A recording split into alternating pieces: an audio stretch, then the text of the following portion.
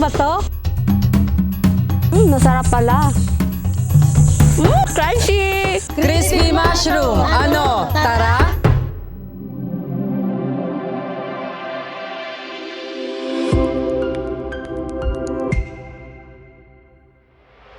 So hello mga kamushi! So ako nga pala si Matthew Profeta, ang nag-iisa nyong kamushi.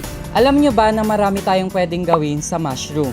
So unang-una, pwede natin siyang gawing ulam na parang karne, pwede natin siyang ihalo sa soup, pwede natin siyang ihalo sa pasta, pwede rin natin siyang gawing sisig or pwede ring lumpia. Pero ngayon, ipapakita namin kung paano namin ginagawa ang isa sa pinakamasarap, pinaka-crunchy at pinaka-favorite ng lahat, ang crispy mushroom. Dito sa Profeta Integrated Farm, nagsisimula ang quality sa fresh harvest. So bago tayo magluto, makakasama muna natin mag-harvest ang isa sa pinaka-maaasahan nating kamushi, si Ate Mia. Ako, si Ate Mia, ang punong tagapagluto ng Profeta Integrated Farm. Ngayon, makasamahan nyo kami na mag-harvest ng fresh mushroom.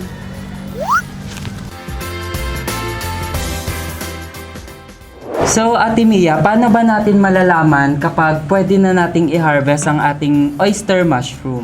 Malalaman kung pwede nang harvestin ang fresh mushroom kapag ganito na kalalaki yung kanyang petals. O di kaya, pag hinipo mo siya ng ganyan, manipis, pwede na siyang harvestin. So sabi ni Ate Mia, kapag malaki na siya at manipis na yung pinaka-petals niya o yung etong part na to. Ganito lang yung pag-harvest niya. Hahawakan mo lang dito, tapos igalaw mo siya ng ganyan, paikot sa kahila. So ngayon nakikita natin na fresh ang ating harvest.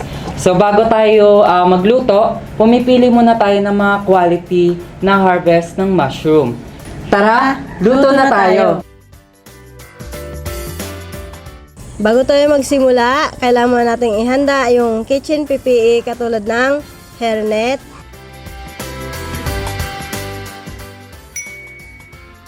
next natin na kailangan ay apron,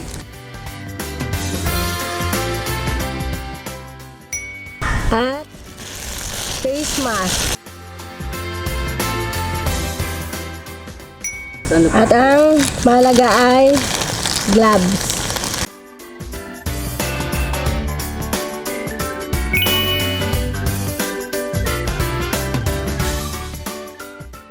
Sa ating coating, kailangan lang natin ng 3 sangkap. Harina, coating mix, konting paminta. At ang panghuli ay fresh mushroom. Ang kukunin lang natin ay ang kanyang pinaka-petals.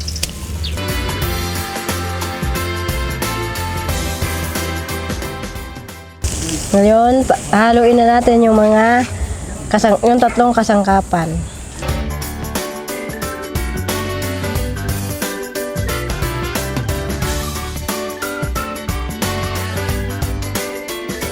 Ngayon, yung ating fresh mushroom ay kailangan nating lagyan ng 3 pinaghalong kasangkapan.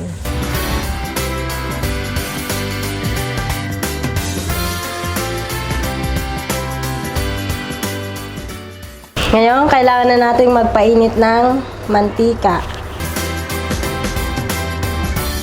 Para malaman nyo kung mainit na yung mantika, lalagyan natin siya mamaya ng example na mushroom. Meanwhile, Lagyan natin ng isa. Pag ganyan na yung ano niya yung mantika niya, pwede nang ilagay na lahat.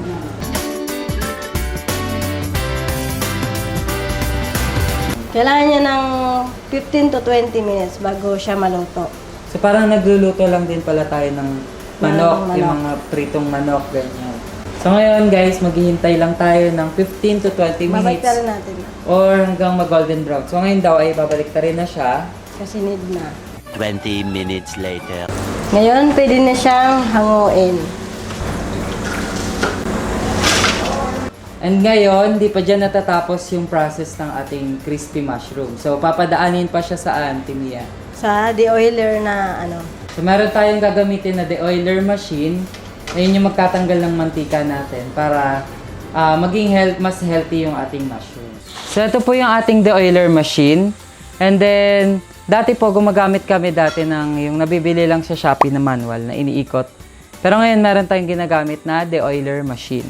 So ang de-oiler machine, siya yung nagtatanggal ng oil po sa ating crispy mushroom. So nakikita nyo, ito siya. Ganito pa siya kapag hindi pa siya nade-de-oil. So parang maitim siya na parang basa-basa. So ganun po yung tsura niya. So ito po yung loob ng de-oiler machine. Dito nilalagay yung mushroom. Then ipapasok po siya dito. Tapos pagpasok po niya ay iikot na po siya. Pipindutin po natin siya. 5 minutes po yan. Iikot lang po yan. And then madede-oil na po yung ating mushroom. So ayan, unti-unti na yan maglalabas ng kanyang oil. Ayan, nakikita natin. So maghihintay lang tayo ng nasa 5 minutes hanggang sa maubos na ang ating oil.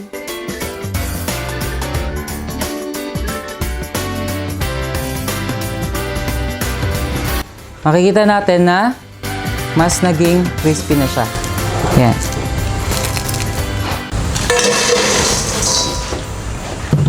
So ito, nakikita po natin, maganda na yung texture niya and mukha na talaga siyang crunchy. So ngayon, titikman namin, huhusgahan namin kung ano yung lasa ng aming luto. Masarap. So crunchy talaga siya. Kung narinig nyo, crunchy talaga siya. Kung ihahalin tulad ko to, para siyang chicken skin. So para siyang chicken, yung balat ng chicken. Yun, eksakto yung lasa niya. Pero siya ay mas healthy lang. At mas pang vegetarian friendly. So ayun mga kamushi, ganun lang kadali gumawa ng crispy mushroom.